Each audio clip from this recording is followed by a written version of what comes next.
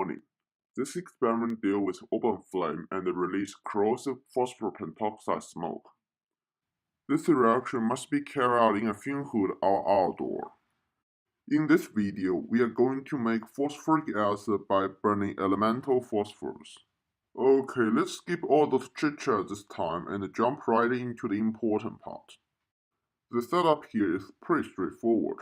I have a pump here that is connected to various tubes to suck the smoke that will be generated by the reaction over here into the straight-neck round bottom flask. I will explain the detail just in a second.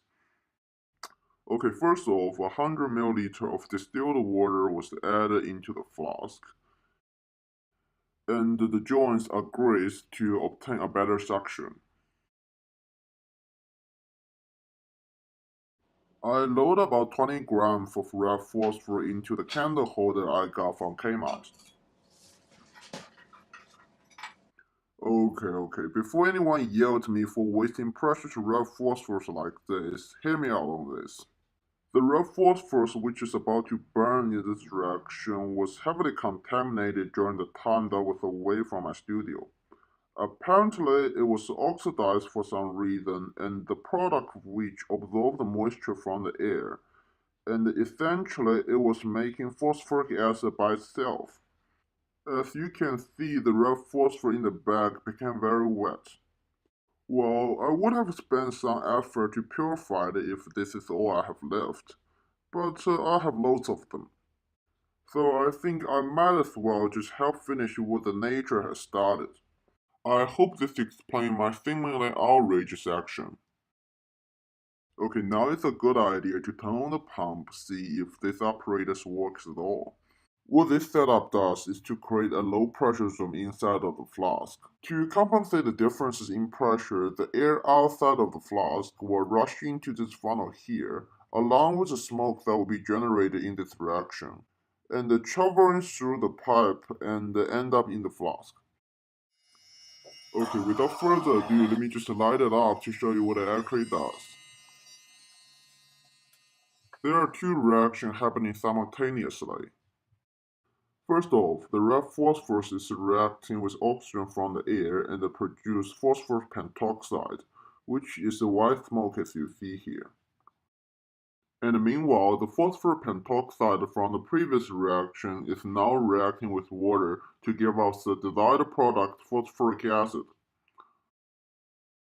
This setup can also be used to make sulphuric acid and carbonic acid by burning sulfur and carbon. But make sure to control the rate of the first reaction so you don't make the mistake like I did over here. Apparently, I underestimated the rate which the smoke is generated. It exceeds the maximum capacity which my fume hood can handle and posing an obvious safety hazard. So I paused the reaction by covering a piece of watch glass over the candle holder. I waited for everything to cool down and getting ready to resume the reaction. And this is when I realized I made another mistake. The watch glass is now tightly pushed against the candle holder by the higher atmospheric pressure. It is at this moment I realized I should probably have gone to the gym more often. According to my rough estimation, there's about 20 pounds of force acting on it. I guess there's nothing I can really do at this point. In the end of the day, there should be some product after all. Okay, now to test it. I grab a pH paper and the result shows the solution is strongly acidic.